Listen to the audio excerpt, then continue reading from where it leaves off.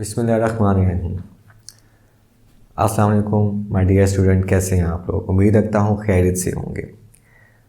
आज का बेटा जो हमारा टॉपिक है वो है rules of debit and credit and it's implementation.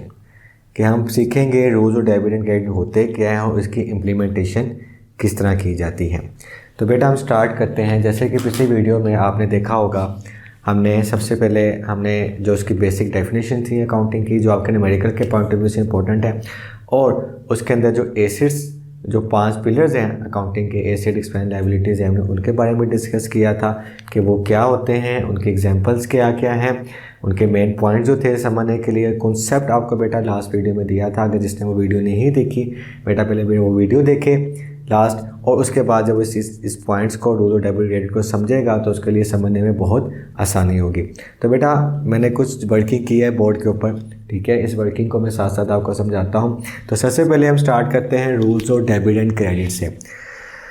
बेटा डेबिट एंड क्रेडिट का अपना कोई ऐसा कोई मीनिंग नहीं होता, ठीक है। ये बेसिकली अकाउंटिंग की लैंग्वेज में बात करने के लिए, देखो किसी भी लैंग्वेज को समझने के लिए हम उसकी बेसिक्स को समझते हैं। फॉर एग्जाम्पल इंग्लिश को हम पढ़ते हैं तो इंग्लिश सीखने के लिए हमें पहले ABC पता होगी, देन हम इंग्लिश के वर्ड्स जोड़ सकेंगे, इंग्लिश में बात कर सकेंगे।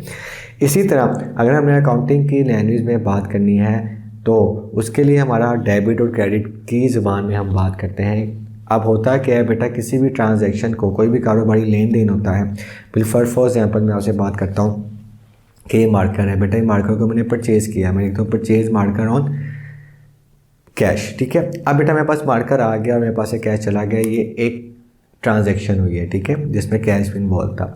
अब इस सारी बात को मैंने अकाउंटिंग की ज़ुबान में समझाना है, अकाउंटिंग के वे में समझाना है, तो उसके लिए मैं किसकी हेल्प लेता हूँ? डेबिट और क्रेडिट की हेल्प लेता हूँ, ठीक है। अब ये डेबिट और क्रेडिट जो अकाउंटिंग के 5 पिलर्स हैं उनके ऊपर इम्प्लीमेंट होते हैं, ये उनके रूल्स हैं, ठीक है। हम सबसे पहले मैंने लिखा एसेट्स। एसेट के बारे में बेटा आपको पता है, ये कारोबार के साथ जात होते हैं, इनको लॉन्ग टर्म के लिए यूज़ किया जाता है, कारोबार की मलकियत में होते हैं, इनकी ख़ास कीमत होती है, और इसमें एग्जांपल में कैश आ जाता है, बिल्डिंग आ जाती है, और बैंक आ जाता है, फर्नीचर, सब चीज़ें बेटा आपके एसेट्स की एग्जांपल्स होती हैं। और जब भी एसेट इंक्रीज़ होता है तो वो डेबिट होता है, और कम होता है तो वो क्रेडिट होता है। इसी तरह आगे बेटा आ जाता है एक्सपेंसेस। अखराजात होते हैं जिसके बारे में पढ़ा था।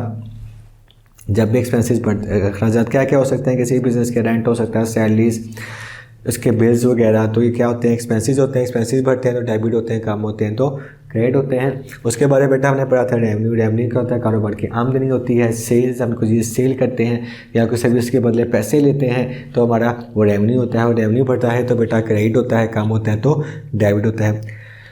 लाइबिलिटीज़ बेटा क्या होती है? लाइबिलिटीज़ कारोबार की जिम्मेदारियाँ होती हैं। जिम्मेदारी बढ़ती है तो वो क्रेडिट होती है, कम होती है डेबिट होती है। मसला हमने किसी से उधार पे चीज़ें ली हैं या हमने उधार पे क्या किया? कैश बोरो किया, ठीक है। उसके बाद लास्ट वन आपके पास आता है कैपिटल। कैपिटल बेटा सरमाया होता है। जब भी कारोबार का मालिक कारोबार शुरू करने के लिए पैसे लगाता है तो वो क्या कहलाता है? सरमाया कहलाता है। या मौजूदा कारोबार को बढ़ाने के लिए पैसे लगाए जाते हैं तो वो कैपिटल कहलाता है। तो कैपिटल ही बढ़ता है तो क्रेडिट होता है, काम होता है तो वो डेबिट होता है।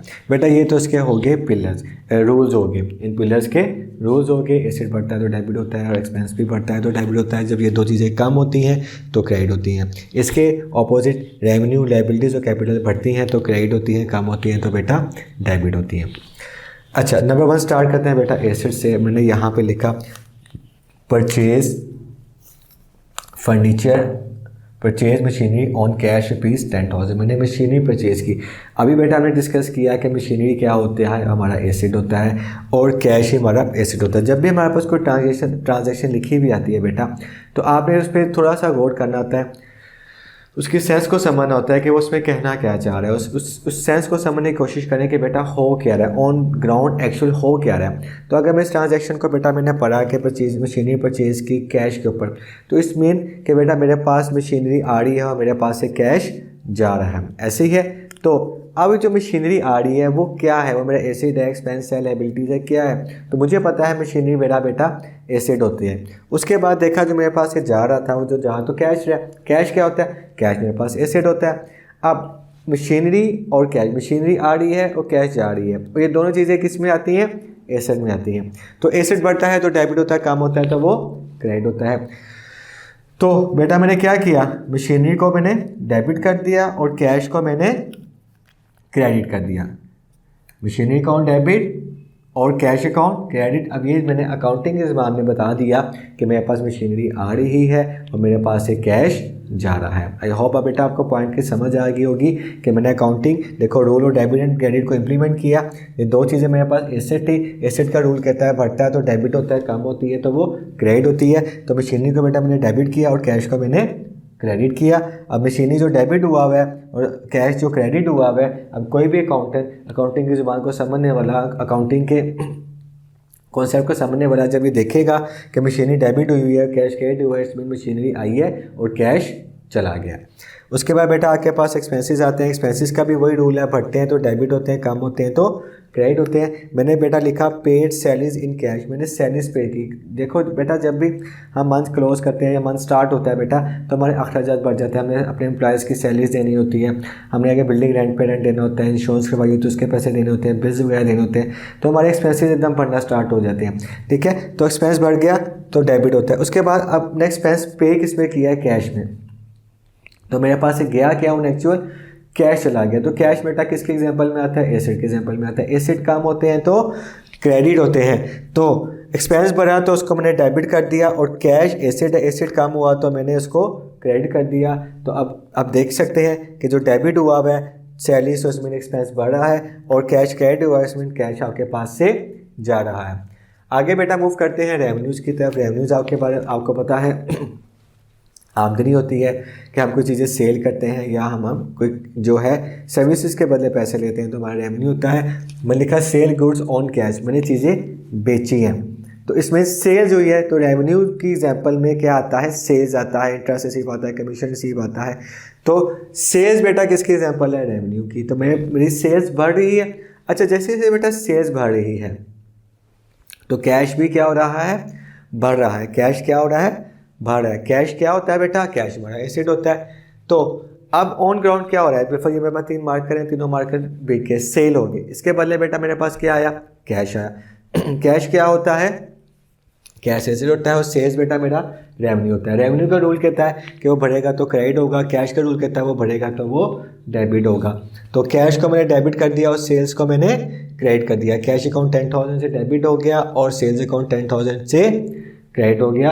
अब ये चीज़ ये शो कर रही है कि सेल्स बढ़ रही है और किस पे हो रही है बेटा, सेल कैश पे हो रही है।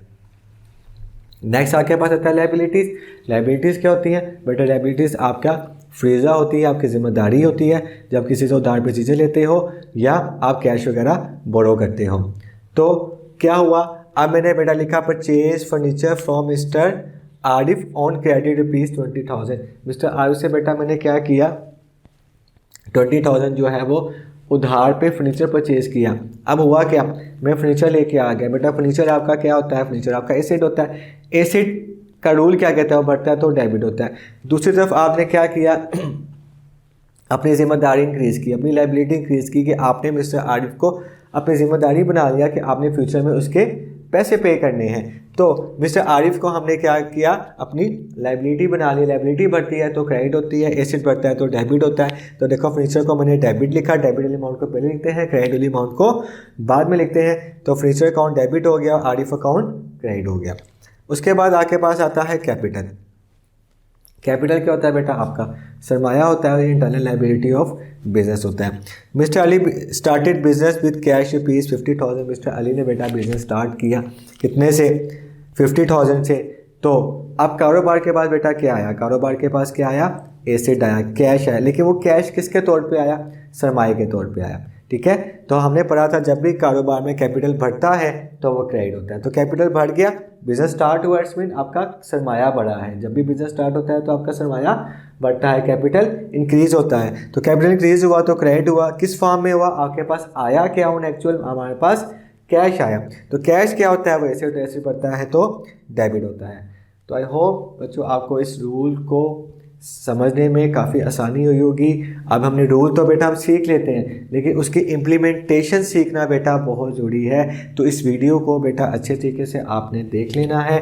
कोई भी क्वेश्चन हो आप कमेंट सेक्शन में पूछ सकते हैं, ठीक है। और नेक्स्ट इसी वीडियोस को लेते हुए बेटा हम आगे इसकी प्रैक्टिस करेंगे मज़ीद। इस तरह आईकॉम पार्ट 1 की 16 की बुक है उसमें चैप्टर नंबर 4 है बेटा, उसके जनरल एंट्रीज वहाँ से स्टार्ट होती हैं। तो हम उसकी नेक्स्ट वीडियोज़ में उसकी प्रैक्टिस करेंगे। जिस तरह से बेटा हम प्रैक्टिस करेंगे क्वेश्चन के, आपके ये क्वेश्चन, आपके जो क्यूरीज़ हैं वो वक्त के साथ साथ बेटा ऑटोमेटिकली सॉल्व होती जाएंगी।